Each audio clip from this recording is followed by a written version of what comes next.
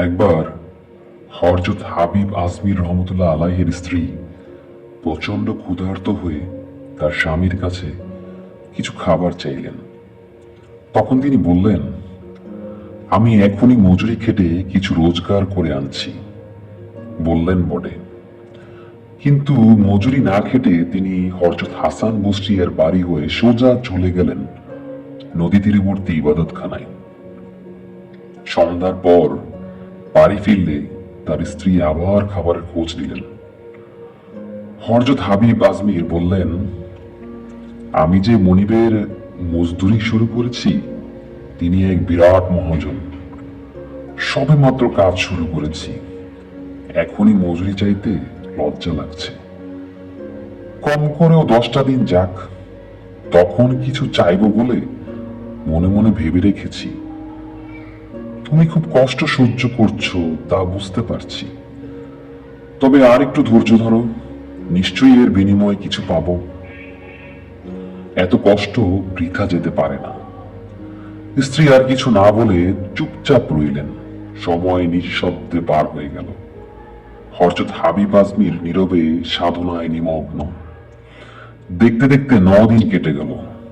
10ম দিনে স্ত্রীর কাছে বলা কথাগুলো মনে পড়ে গেল তার। তিনি এবার ভাবছেন আজ গিয়ে তাকে কি বলবেন, কি নিয়ে বাড়ি ফিরবেন। দারুণ দুশ্চিন্তায় পড়ে গেলেন তিনি। এদিকে হযরত হাবিব আজমির গৃহিণী বাড়িতে একা। তখন সন্ধ্যা উতরে গেছে। প্রতি মুহূর্তে স্বামীর প্রত্যাগমনের প্রত্যাশায় তিনি রয়েছেন। আজ 10 দিন, অবশ্যই কিছু আহার্য নিয়ে তিনি বাড়ি ফিরবেন। এই বুঝি তার পদধ্বনি। হ্যাঁ, তাই তো, আবার পায়ের আওয়াজই তো বটে। তবে তা নয়, দুয়ারে 4 তরুণের মিলিত পায়ের শব্দ শোনা গেল। অবাক হয়ে তাপসী পত্নী দেখলেন, তরুণেরা সঙ্গে এনেছে 1 বস্তা আটা, বিরাট এক পাত্র ভর্তি মাংস, বিরাট ভার মধু, 1 ডিব্বা ঘি আর 300 দিরহাম ভর্তি একটি থলে। তারা বললেন, আপনার স্বামীর মনিব তার কাজের মজুরি পাঠিয়ে দিলেন।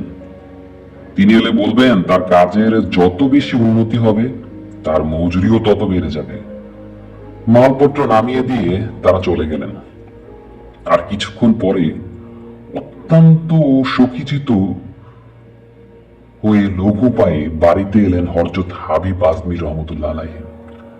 মুখে বিষণ্ণ ছায়া। পত্নীকে মৌখিক সান্ত্বনা দেয়া ছাড়া তার আর কোনো গত্যন্তর নেই। অনশন ক্লিষ্ট পত্নীর চোখের দিকে তিনি তাকাবেন কি করে, আর তার প্রশ্নের জবাবই বা কি দেবেন? কিন্তু ও কি, পত্নী উপবাস মুখের দিকে চেয়ে তার মনে হলো মুখখানি প্রসন্ন প্রফুল্ল, আর ঘরের ভেতরে ঘুরপাক খাচ্ছে খাঁটি মধু, খাঁটি ঘির মধুর গন্ধ। অবাক হয়ে তিনি জিজ্ঞেস করলেন, কি ব্যাপার বলতো? স্ত্রী বললেন, আপনার মনিব খুব ভালো লোক, সবকিছু পাঠিয়ে দিয়েছেন। পুরো ঘটনা শুনে হযরত হাবিব আজমির আল্লাহর উদ্দেশ্যে অসংখ্য কৃতজ্ঞতা জ্ঞাপন করলেন। তিনি অন্তর্যামী, সর্বদর্শী, নিজের দায়িত্ব পালনে অনলস।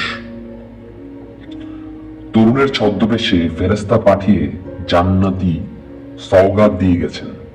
স্ত্রীকে বললেন, দেখো গো, একটু কষ্ট স্বীকার করলে আল্লাহর উপর নির্ভর করায় তিনি কি উপটকনই দিয়ে গেলেন।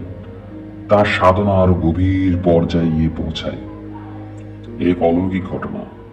সুবহানাল্লাহ, সুবহানাল্লাহ, সুবহানাল্লাহ।